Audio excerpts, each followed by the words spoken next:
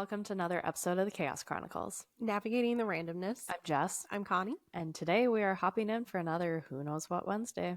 Yes, indeed. Before we get too deep into things, just a reminder, we would very much appreciate a like, subscribe, and follow. You can find us on all of our assorted social medias, of which there are now several. They are linked in the description box below.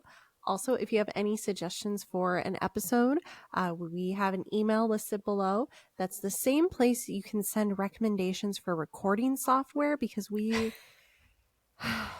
not married to this one.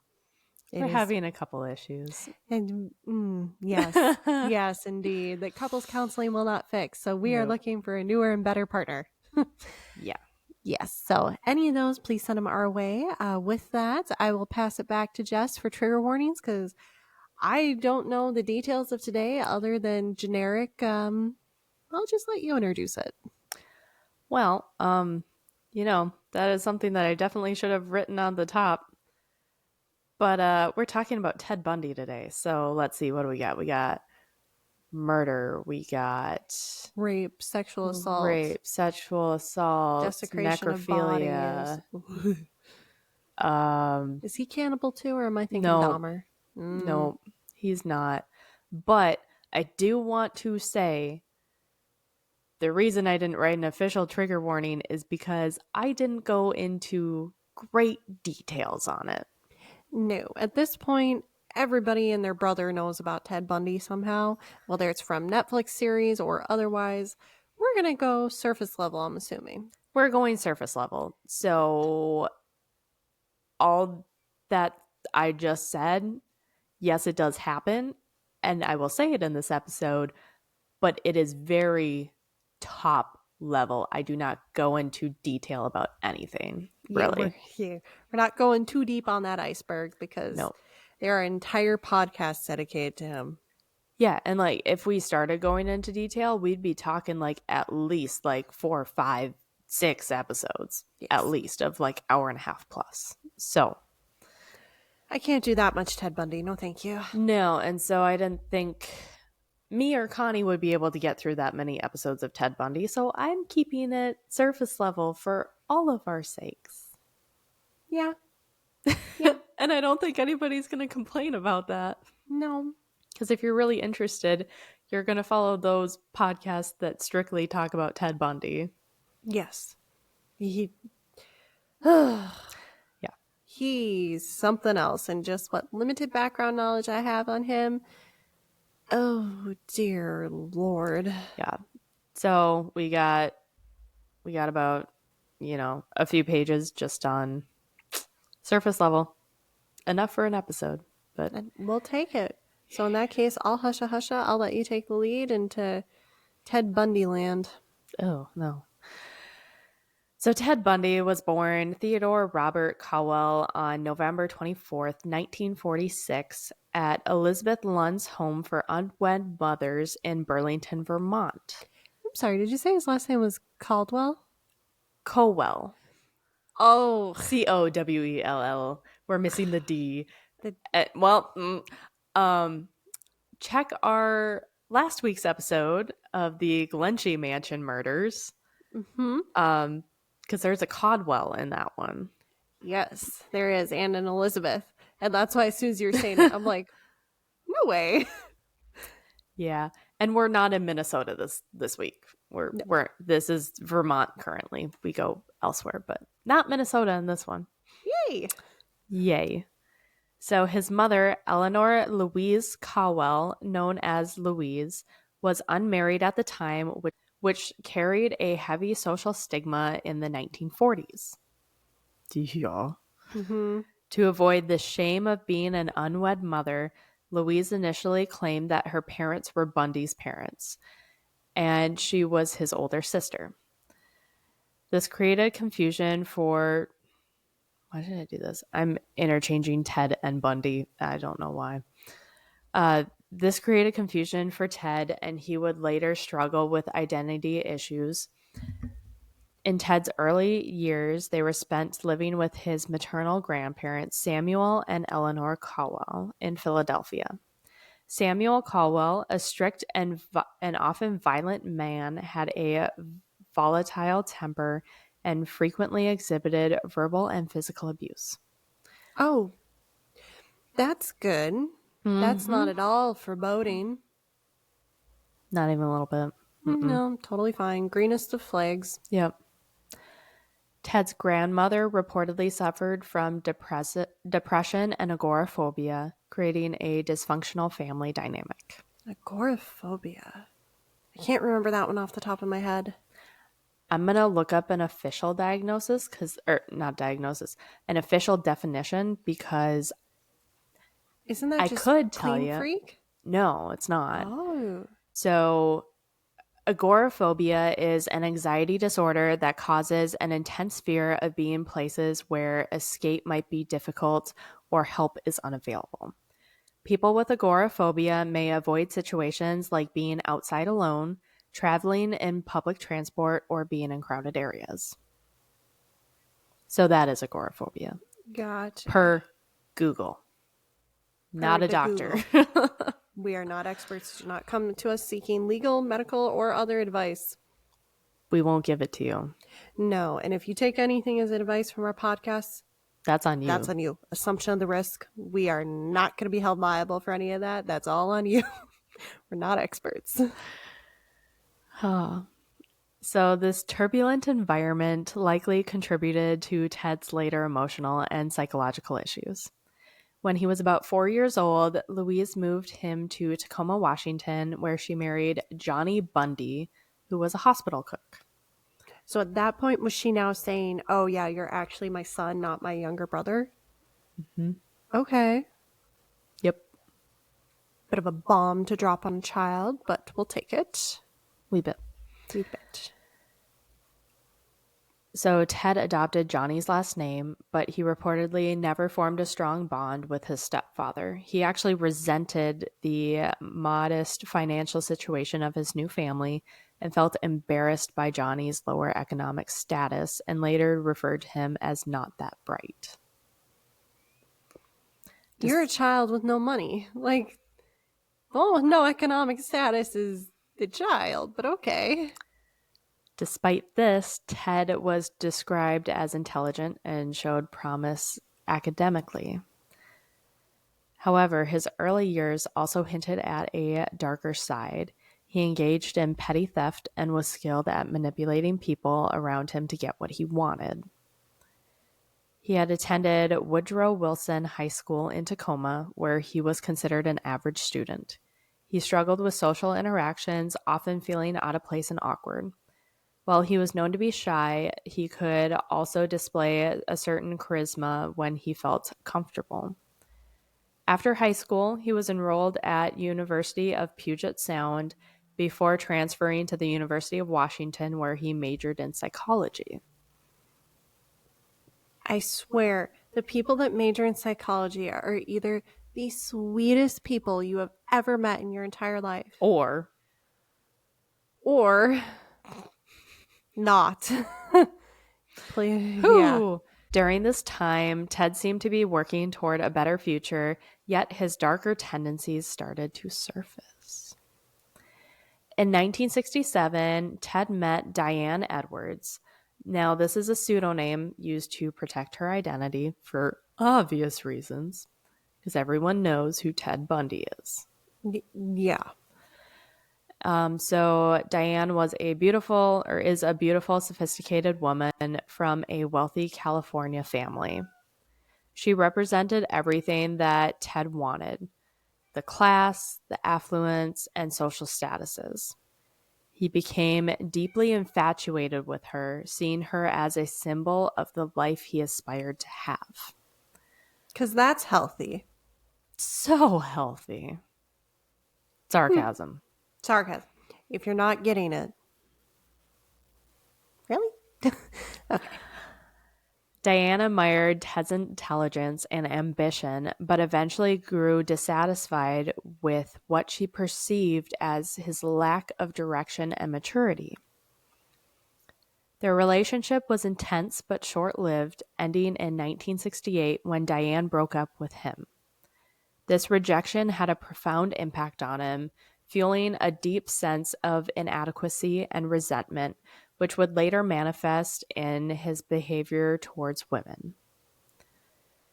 Around the time Diane ended the relationship, Ted began dating Elizabeth Kloepfer, Kloepfer. I am so sorry. Also known as Liz Kendall. She is a single mother from Utah who had moved to Seattle. Unlike Diane, Elizabeth was more down to earth and less intimidating, yet still represented stability and affection that Ted craved. Their relationship appeared typical on the surface, with Ted playing the role of the devoted partner. He spent time with Elizabeth's daughter and even took on a fatherly role with her, which is very concerning. Incredibly. Elizabeth fell deeply in love with Ted and even envisioned a future with him, even though Ted never fully committed to marriage with her. They shared intimate moments, and Ted often stayed over at her home, integrating himself into her and her daughter's lives. However, Elizabeth began to notice odd behaviors and inconsistencies with him. He would sometimes vanish for days or weeks without much of an explanation, claiming he needed to go away for school or work-related reasons. Elizabeth also discovered strange items in his possession, such as plaster of Paris, which was used to make casts of his injuries for his ruses, knives, and women's clothing. So she found all that. But of course, at the time, and understandably, she probably wasn't thinking that it was what we now know it was. Exactly. Over time, Elizabeth's unease grew, especially as news reports of missing women with similar descriptions to Ted's victims began to surface. This, Oh, so like, sorry, just making sure I'm keeping it yeah, straight. that So- sentence was weird. I'm sorry. No, you're good. So she didn't necessarily know what Ted was doing, but she's finding the women's clothes and she's noticing that it's matching the descriptions of what's being reported of these missing women. Mm-hmm. Gotcha. So she's putting two and two together. Yeah, Got it. but also like you're with someone who you think is amazing, would never hurt a fly. Like, Yeah, so it's just a coincidence that these women's clothes that he has are the exact same as the woman that was on the news reported yeah, missing. yeah. But it actually prompted her to reach out to the authorities, and on more than one occasion. Though Really? her concerns were mostly dismissed at the time. Wow. Yep. So by 1972, Ted had worked on improving his image, building the appearance of a successful, confident man. He graduated with a psychology degree from the University of Washington and became active in politics, even volunteering for the Republican political campaigns. During this time, he reached out to Diane Edwards, yeah, remember her, rekindling their relationship under dramatically different circumstances. So at this point, had he broken up with the other? No, so he's two-timing. Mm-hmm. Should I have expected anything less from this man? To my knowledge, yes, it's two-timing. Yep. Charming. Yep. Diane, impressed by Ted's apparent transformation and newfound ambition, was drawn back to him. So he courted her with romantic gestures, took her on trips, made plans for their future, showing her commitment that he had previously lacked. And so she started believing that Ted had truly changed and was convinced that he finally became the man that she always wanted him to be. However, her renowned trust in Ted would ultimately be shattered as Ted's dark nature continued to surface. So, essentially here, Ted is playing Diane. Just playing her, like being the perfect boyfriend, like we're going to have a life together, we're going to be together, just me and you, like all these great things, and then rejects her. He rejects her. Yep, because he's taking back control that she took from him all those years ago. Oh my god. Yep. Yep. Yep. Okay. Yeah. Because Ted. There's so many things I could say right there. I So know. many things. I'm just going to sum it up in one word. Pathetic. Mm-hmm. Not her. Him. Yep. In case that wasn't clear. Yes. So by 1974, Ted's killing spree began to unfold. We don't know the actual start of his murders because it's difficult to pinpoint when, but the first confirmed killing took place first confirmed killings, sorry, my bad, took place in Washington, where Ted targeted young women, often brunette, with long hair parted in the middle, resembling his past obsession with Diane. His method of luring victims was calculated and manipulative. Ted often posed as a helpless man, using physical ailments like a broken arm or crutches to draw women in. Once they approached him to offer help, he would strike, overpowering and abducting them before taking them to isolated areas where he would commit horrific acts. Ted's cunning ruses were central to his ability to abduct and overpower young women. His Volkswagen Beetle, a seemingly inconspicuous car, became a tool for his horrific crimes. He removed the passenger seat, so that gave him more space to conceal and restrain his victims. This made it easier for him to transport them to secluded locations. He would also employ other deceptive tactics, such as posing as a police officer. Yep. Yeah, I do Or, remember that. basically doing things so others would trust him. Yeah, he was a master manipulator. He was. And it's just insane because he would do the positions of either power Yep. or the seemingly innocent, weak, needing help. And like just Yep. how, I hate the way to phrase this, but I don't know a better way, how masterfully he preyed on people and figuring out what worked and what didn't work. Yep. There's an intellect there, and it's just so horrible that it was put to this type of use. I know. I'm like, if you are this smart, why are you killing? Yeah. And You can among do other so things. many other things. Yeah, well. Yeah. I don't know. His whole case of every time I learn something new about it, I'm like, Jesus, there's. Yep. Also, if you're ever in a situation where you don't think a cop is actually a cop and you are scared, drive to your local police office. Yep.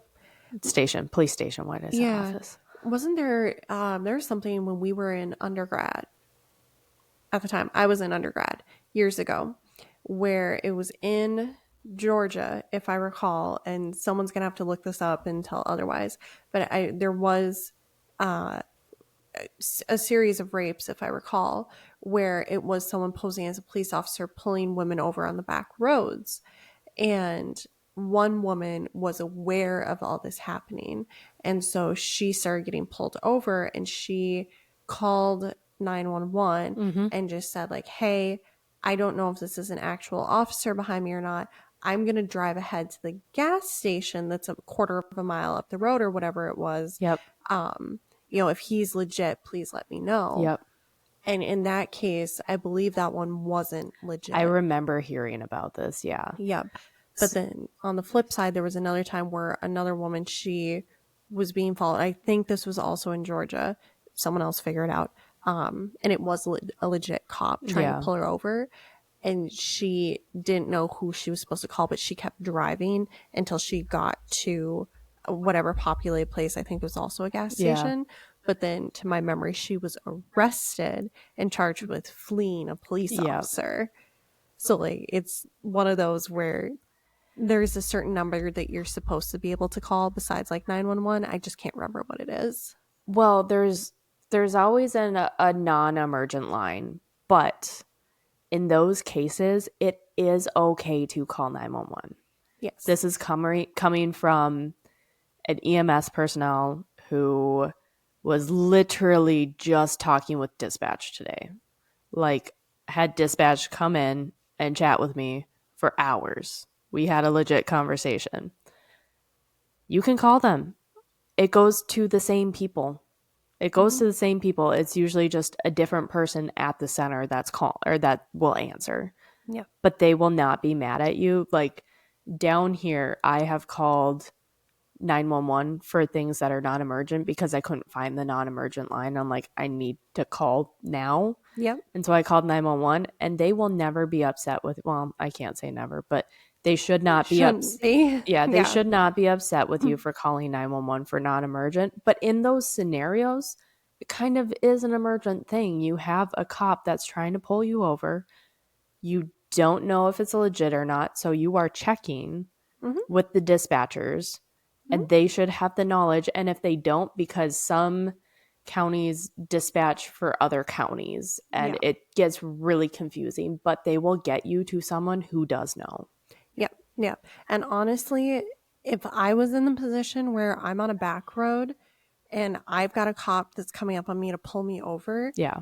if I am not in a well-populated area, I would do the same thing where I'd call and I'd be like, hey, just making sure I'm being pulled over. Like, I can kind of see the number, whoever's in the service area. Can you give notice to this cop that this is what I'm doing? I'm just going to get us up the road to Yeah. the nearest place. Well, and also you calling is also a way of telling them, like, this is what I'm doing. I'm not just fleeing, not calling. You can say, this is what I'm doing, but It's harder to prove. yeah, this way you have actual evidence of I was trying to make sure, like, I It was a needed to good make sure it faith was a good, effort. Yeah. No, and so like that's a good thing. And honestly, a lot of that comes from Ted Bundy. yeah. Of just like, honestly, if he hadn't done that ruse, I don't know, because I don't remember the details about the Georgia case, because I think it was like 2015, 2016. Like, I don't remember the details, but would that person maybe have had that idea otherwise if not for Ted Bundy? Maybe Who not. knows? But like, now that it's out there, this is just one of those precautions that you take. You Yep. shouldn't have to, but you do. Yep. Yeah. God, Ted Bundy, I've got opinions. So, in addition to his careful planning, he also occasionally resorted to more violent methods, such as blitz attacks. These attacks involved quickly and forcibly overpowering a victim, often in a public but isolated area. His ability to blend into his surroundings by wearing disguises or maintaining a charming demeanor helped him avoid suspicion, making his attacks even more effective. His interactions with potential victims were marked by a calm and disarming demeanor. He knew how to use his looks and charm to make women feel safe around him. I didn't think he was that good looking, by the way. I know. I've seen the pictures. And I'm like, you know what? Some people don't photograph well. I get it. But at the same time, no, I'm sorry. But we also know what we know. Yeah. And he's also even still. Even if you showed me a picture of him and I didn't know who he was, I wouldn't think so. I am thinking of, though, Zac Efron played him in a movie that I have never seen. I said that, or people have said that it's really not good, but Yeah, I haven't watched. But like, I'm sorry. Oh, I'm trying to zoom in on a picture here. Like, it's not that he's. This is not working with cords. I know he's not good looking, in my opinion. No, he's not awful looking, but I don't think of him like, wow, that's a suave lady killer. I hate that I'm saying that. I mean, I know that's the phrase, but like, that's not what. No, but if you were to, so for our generation, I guess, maybe picture Zac Efron. because he did play him in a movie. I don't know. Zac Efron looks better though. Well, that's Like, so did you hear that too? yeah. Is the door locked behind you? I did not like that. My heart is racing. Yeah, no, I'm not loving that either. Ba-da-ba-ba-ba, I hate it. I am shaky. Yeah. Just gonna. I was gonna say, do you need a hand?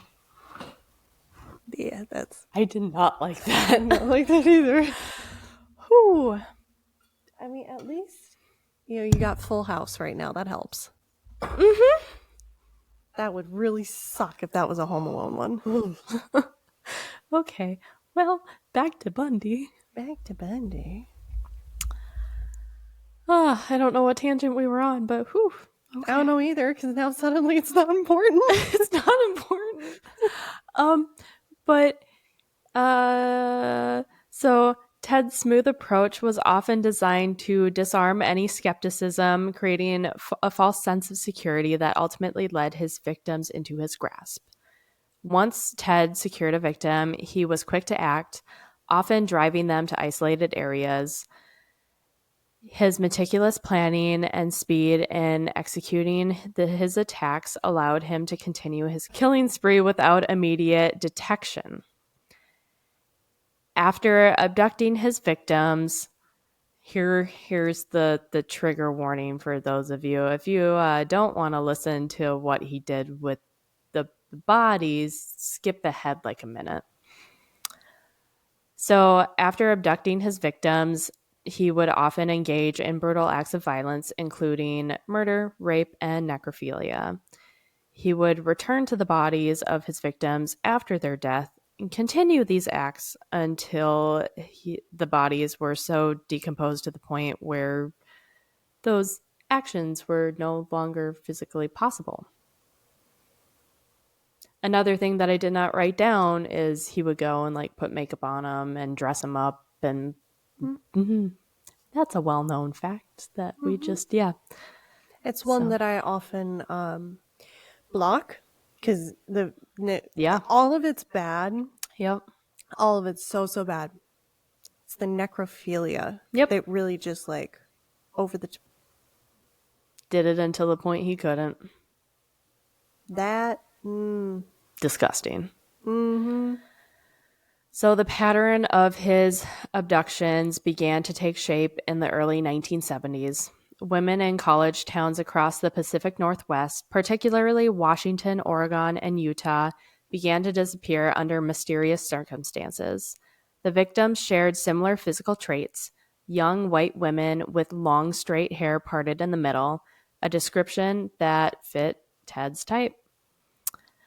Witnesses such as Joni O'Toole, after the disappearances of Janice Ott and Dennis Nestlund in Washington, described the abductor as a, quote, handsome young man, end quote, with a cast on his arm and driving a Volkswagen Beetle.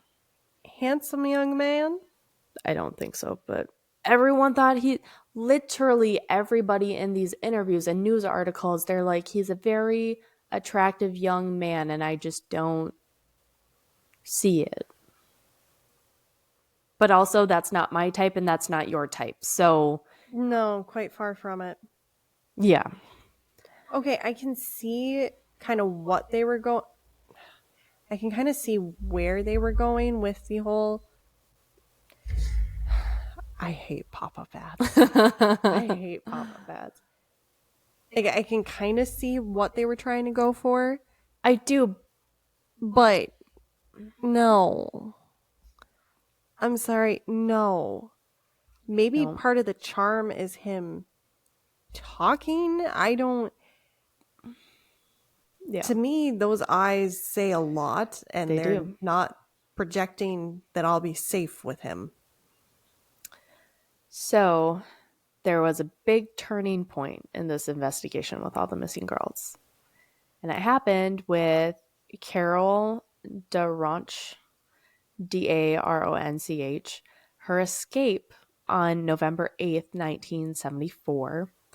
So Ted had attempted to abduct her by posing as a police officer, but With her quick thinking and struggle that led to her escape, she was able to provide law enforcement with a detailed description of Ted, essentially, including the vehicle that he drove. And this was one of the first significant breakthroughs in linking Ted to a string of disappearances because it was all the same. Mm-hmm. Good on her. Yeah. Good on her. As his crimes escalated, his girlfriend Elizabeth began to harbor doubts about his involvement. Oh, God, they're still dating. They're still dating. He's still a father figure to that little girl. Yeah. Yep. In 1975, she started contacting law enforcement, providing information about Ted's suspicious behaviors and also his vehicle. Despite her concerns, she was emotionally attached to him, and it took time for her fears to reach a tipping point. She ultimately stopped communicating with him, but her suspicion never fully dissipated. Despite her growing unease, the relationship continued until 1975, when the increasing evidence of Ted's crimes pushed her to end things. She eventually reached out to authorities again with her suspicions, but Ted remained elusive for a time. Her observations of his strange behavior and presence at crime scenes would prove to be crucial as the investigation into his horrific activities unfolded. Things took a turn from the moment he was pulled over on August 16th, 1975, in Granger, Utah, for a routine traffic violation. During the stop, officers discovered burglary tools, including a crowbar, ski mask, handcuffs, and an ice pick in his car. Initially booked on suspicion of burglary, the bizarre nature of the evidence, coupled with a description from a woman named Carol DeRonch, who had survived an attempted kidnapping, turned the investigation toward Bundy. An ice pick. Nothing good ever came of an ice pick. No. Except for picking ice, but like, when are we ever hearing Not about in these that? stories, no. Yeah, no. If it's on a podcast, I can assure you it's probably not good. It's not being used for the reasons it was made for. Yeah, not manufacturer's intended purpose. No. So he resisted arrest, provided false identification, and became an immediate person of interest. In November of that year, Carol identified Ted in a police lineup, directly linking him to that crime. Although there was no direct evidence connecting Ted to any of the other crimes, the investigators' suspicion grew as they focused on him. The case against Ted gained further strength when, during a search of his Beetle, police discovered hairs matching those of several of his victims. Forensic evidence, including fibers and hair, directly linked Ted to the crime scenes, tightening the case. His escape from the Pitkin County Jail in Aspen, Colorado on June 7th, 1977, marked the first of many audacious acts of self-preservation.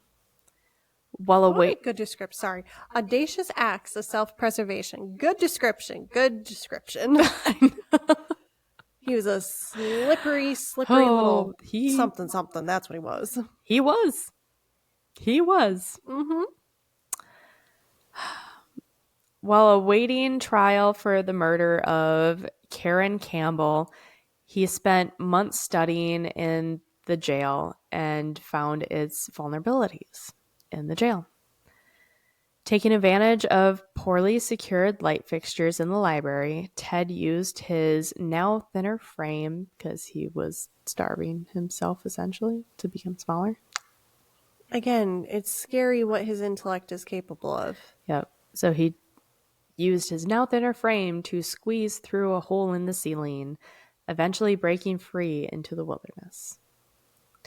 For 6 days, he evaded capture by blending into the local population, using his manipulative charm to survive.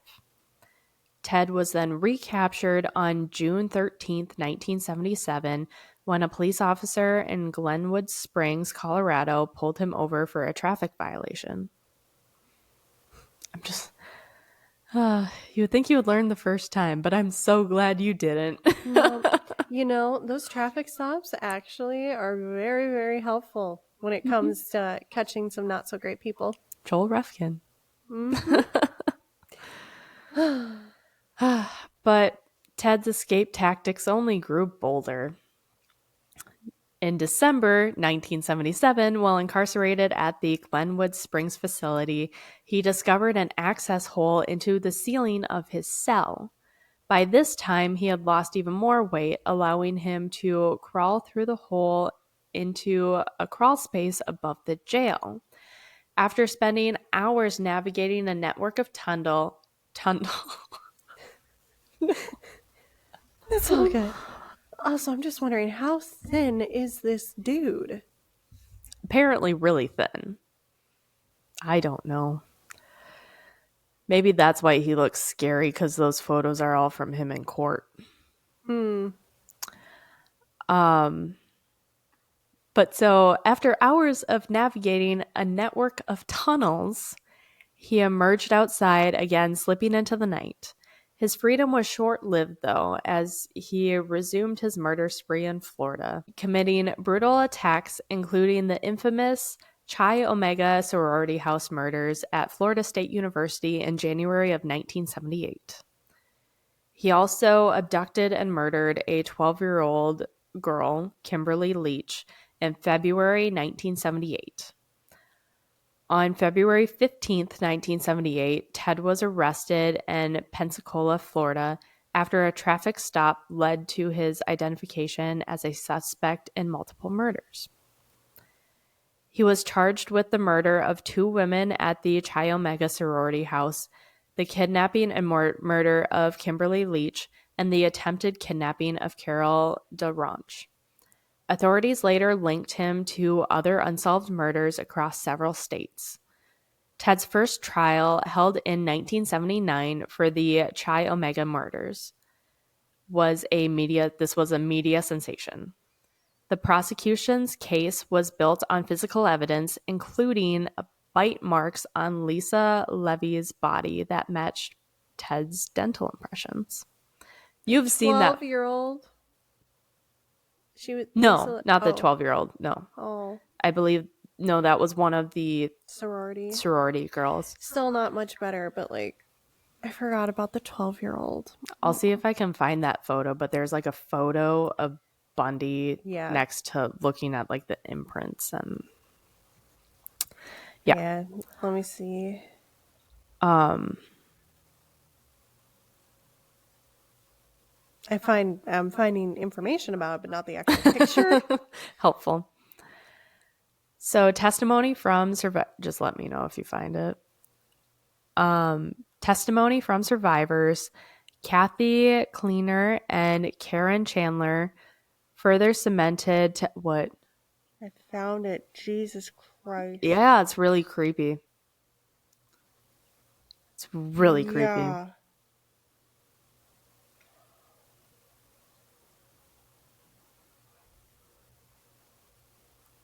This caption: Ted Bundy bite mark tattoo.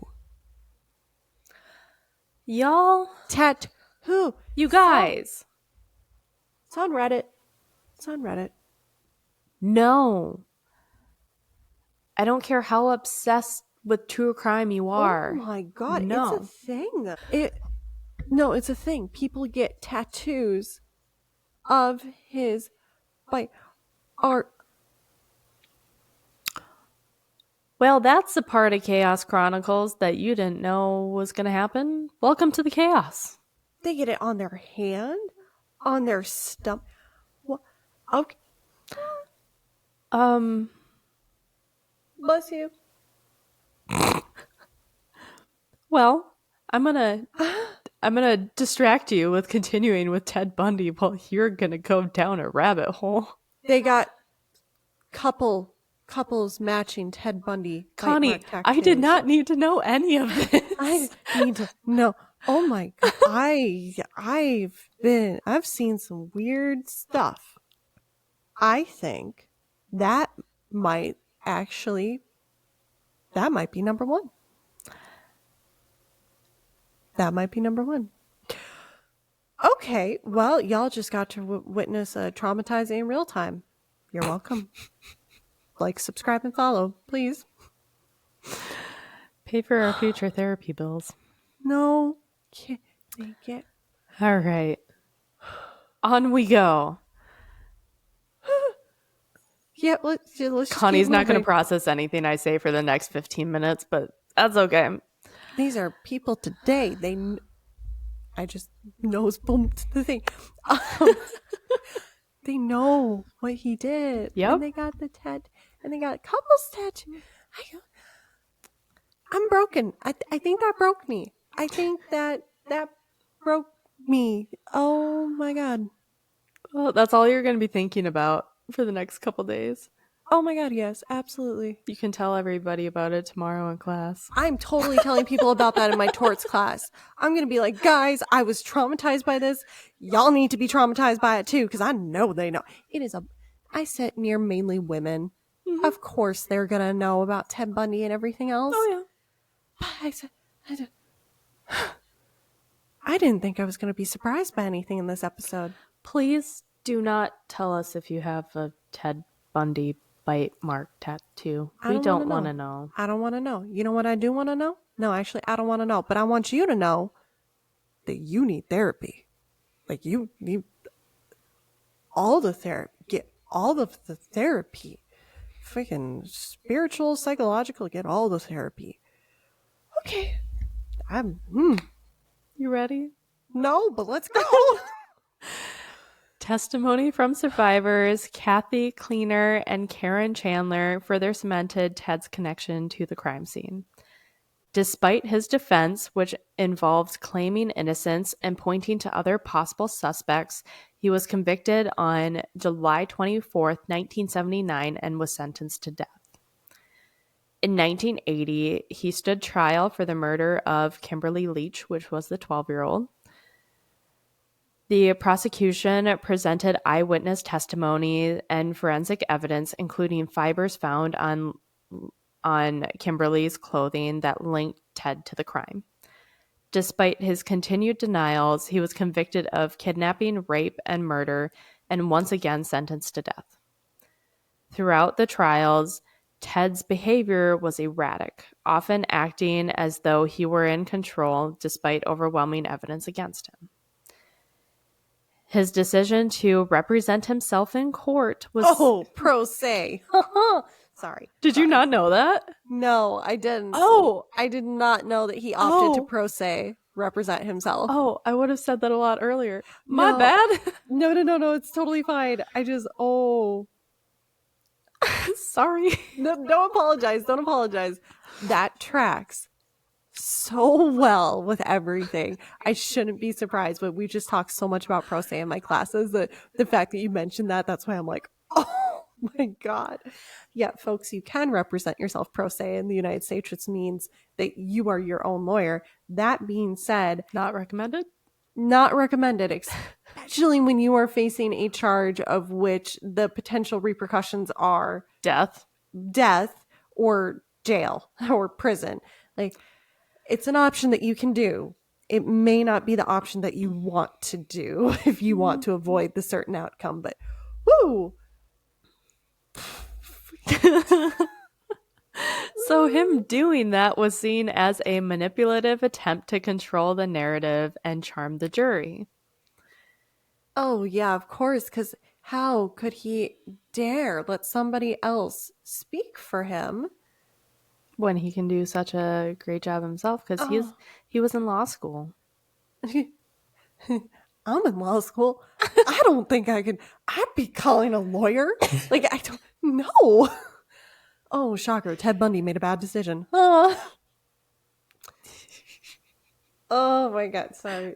Connie's going to have an aneurysm over there, guys. I have an aneurysm over here. It's mainly still the bite mark tattoos thing. Nope, we're not talking about that anymore, Connie. We're not, but like, oh, it's just the pro. Again, I'm not hating on pro se. It's a very valuable legal tool. That being said, in this case, yeah, it's a fundamental right of justice. At the same time, it's a choice. It's a choice. It's a choice. It was his choice. It was a choice. Oh, that could be on our merch because we say that about several things. It was a choice. Stabby, stabby, it was a choice. Stabby, stabby, it was a Ooh, choice. I like that. Yeah, there we go. There we go. Future merch. Future merch, which will help pay for the therapy that we are needing after this series. So his actions in court, along with the appeals process, delayed his execution for years, even though he maintained his innocence during his time on death row. Before his execution, he confessed to the murder of at least 30 women, though he admitted that the number could have been higher. His confessions helped solve many cold cases, though he was never held accountable for all of his crimes. Real quick. I understand if you don't remember how many times you've gone to the grocery store, how many times I knew this was coming. you've maybe cut your hair. How do you not remember how many people you killed? I mean, when that number gets high enough, I guess. Even so, people remember their body counts in the sense of like having sex. If you can remember, I can. Honestly, does not surprise me with Ted, though. No, because I'm sure they weren't meaningful enough for him to remember. Nope. Ted Bundy's final trial and execution came in 1989 when he was sentenced to die in the electric chair at Florida State Prison. Carol Ann Boone, do you remember her? Does that name ring a bell? It should.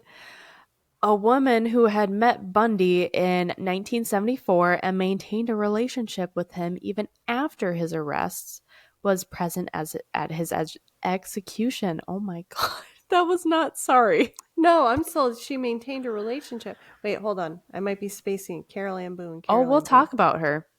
Maybe not. Don't look her up because because you will remember. It went back to the tattoos tab. I'm closing the tattoos tab.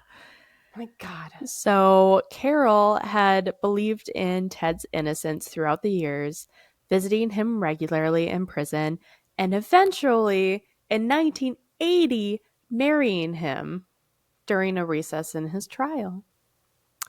The marriage took place in a courtroom while Ted was still on death row, and this shocked the public. Carol and Ted also had a daughter who was born in 1982 during his incarceration. He got conjugal visits? I don't know. I don't know how the baby was made, but, well, I know how a baby is made, but like... Different podcast. Well, if he was already, unless I'm screwing up my dates, the only way that could have happened, unless she broke in, which I doubt, conjugal visits. I mean, I remember hearing about a scene that happened in the movie, the Zac Efron movie. I don't know if that's actually what happened, so I'm not going to say it, but like, I don't know. They had a kid. They had a kid. They got married. Yep. She, innocent. Woo! Denial is a powerful emotion. But so after he was executed on January 24th, 1989, she distanced herself from the media and faded from the public eye. And she reportedly ceased contact with Ted before his death, supposedly. And she eventually changed her name and relocated in order to raise her daughter and keep her away from the spotlight. Ted Bundy's life was marked by deception, manipulation, and violence. And his ability to charm those around him added a disturbing layer to his already heinous crimes. His legacy as one of the most infamous serial killers in American history endures, and his story continues to serve as a chilling reminder of the dangers of charm and manipulation. And I do have the list of his known victims here. Yeah, known versus unknown. Good point. Yep.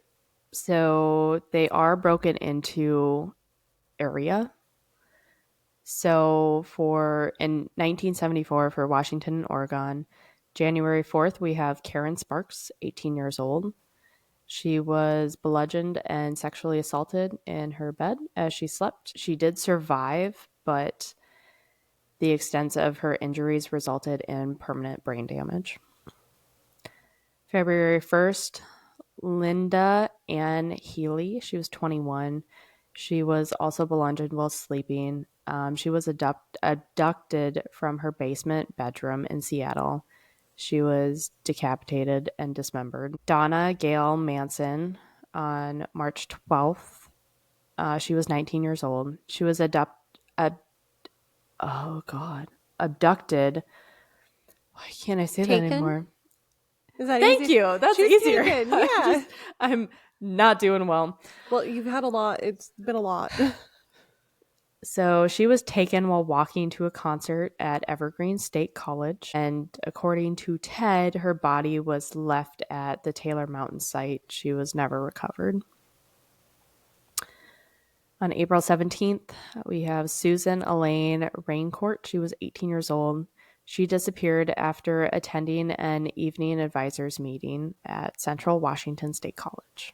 Roberta Kathleen Parks, age 22, on May 6th. She vanished from Oregon State University, and they actually did find her skull and mandible, and she had been bludgeoned to death. Brenda Carol Ball, age 22, on June 1st, disappeared after leaving the Flame Tavern in Burien and was last seen in a parking lot talking to a man with his arm in a sling.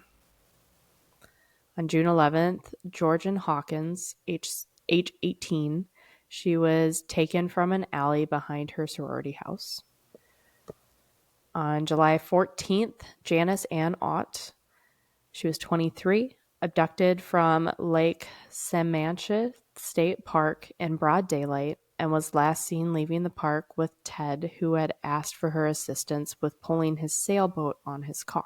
On July 14th, Dennis Maria Nalstad, age 19, abducted 4 hours after Ott from Janice Ott, the previous one, from the same park. And she was last seen walking towards restrooms. For Utah, on October 1st, Nancy Wilcox, age 16, last seen leaving her home at 9 p.m. in Holiday, Utah, after getting into an argument with her father. October 18th, Melissa Ann Smith, 17, vanished from Utah after leaving a pizza parlor to walk back home. October 31st, Laura Ann Aim, age 17, disappeared from Utah on her way back from a Halloween party. Her body was discovered by hikers. On November 8th, Carol Durant, 18, we talked about her. November 8th, Deborah Jean Kent, age 17, vanished after leaving a school play. And then in 1975, for Colorado, Utah, Idaho, January 12th, Karen Eileen Campbell, age 23, disappeared from a hotel hallway.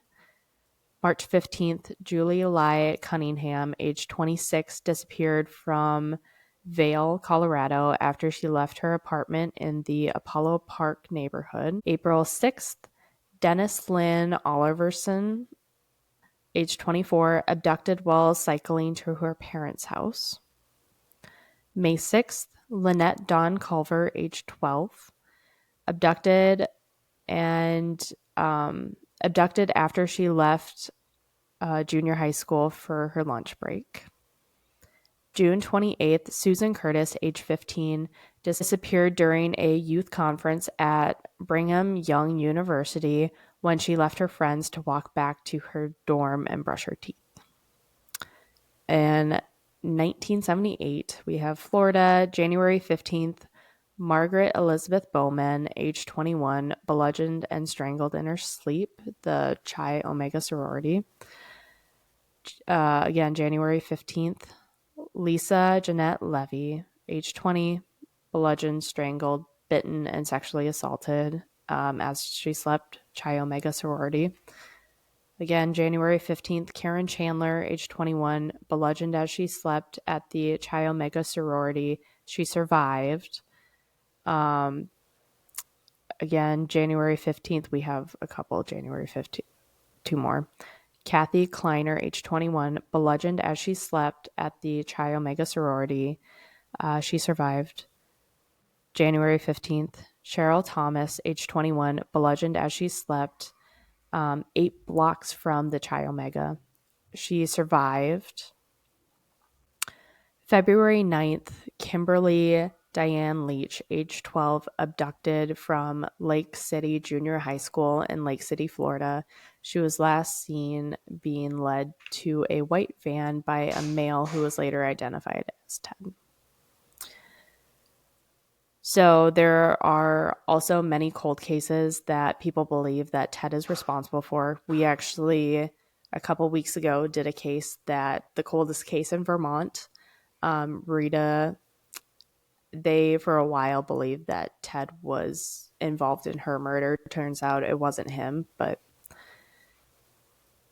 he did confess to 30 homicides the night before his execution. Ted and investigators believe that that number was much higher. In an interview, Ted was asked by the FBI if 36 was accurate, and Ted's response was, quote, "Add 1 digit to that and you'll have it." So I know I could have gone much more into depth, but I decided to keep this as a broader. It was broad, but obviously traumatizing enough. Yeah, I just know there's so much on him. Like I said, I didn't want to spend 6 episodes because this guy is horrific, but I did want to spend the end of the episode going through the known Yes. victims. Yes. Died. Yeah. I don't even know what to say on that one. I already know that we use the episode title "Evil Has a Name" and it's Joseph Fretzel. Fretzel. Fretzel. Something like that. Now I'm wishing we had saved that title for this. No, I still think it fits. Yeah, raping and impregnating your daughter is pretty evil. Several times. 7 times. For 24 years. Sorry, 7 children. Many more times, but 7 children. Yep. 5? 7. 7. 7. Yeah. Either way, bad. But like this is bad, and we're gonna have to figure out an episode title, and I don't have one other than WTF. Yeah. So Connie's in charge of titles. If you like the titles, thank you. If you hate the Let her know. titles, don't tell me. Don't tell me. Let me have my delusion because you know what? I need something. Let me have something that isn't trauma. Well, that's all you get on Wednesdays, apparently. Apparently, who knows what Wednesdays? I am not going to get over this tattoo thing. Like that's going to haunt me. That I don't. Woo! Have fun scarring people tomorrow in class. I will. I will. I will. I'll That's the be only good nice thing and I'll to be come like, out. hey, we're in our second to last week of classes. How do you guys feel if I give you some serial killer trauma? And it's weird. And if they say no, I'll be like, okay, plug your ears. Because someone's going to say yes and I can take a guess who. And I'll be like, great, come here. Let me share because I have something for you. I have something for you. It is terrifying. Oh, dear God. Ha ha ha. Yeah. Again, we laugh ha ha ha when it's not ha ha ha, but it's ha ha ha. Yeah, this ain't funny. It ain't funny. No, this is bad. It's bad. Ted Bundy is one of the worst ones. That might be what that's one of the worst tattoos I think you can get. Maybe not the worst, if not One top of the 10. worst. For sure. That's bad. That's bad. But That's bad. any other comments other than the tattoo? I just have WTF circling in my head. Yeah. Well, on that note, feel free to join us on Saturday for another Eclipse episode. Different trauma. Cringe trauma. Different trauma. Cringe. So much cringe. Or next week for who knows what Wednesday, and I truly have no idea. So who knows? Who knows what? Yeah. We'll figure it out. But we need a once in a while and Wednesday episode where it's a nice one. Maybe we'll throw that in. We will. I'm gonna get close to finals here soon, so for my sanity, I might need that. Yeah. Something more uplifting. I'll get a list of questions or something, and then we can just go off of that. We'll be happy. We'll be fine. Yeah. But on that note, thank you again for watching along with us. If you were equally as traumatized by the tattoos, leave a comment. If you have one, again, get help. Don't tell us. Don't tell us. Don't tell us. But yeah, otherwise, any comments from you before we wrap her up? No. Yeah. I got nothing. Yeah. Nope. No. I'm done. I'm happy to be done with Ted. And that is why, this is why I did not go in depth. Because I was doing research and I'm like, you know what? I've done a lot and I want to be done. Yep. Yep. So I think that's what I'm happy with leaving off on. Yeah. In that case, we'll see you guys next time. Adios. Bye. Jesus Christ. I'll say it in every language I know. Ay, dos míos. I don't think I said that right. I don't think I know any other languages. What the hell?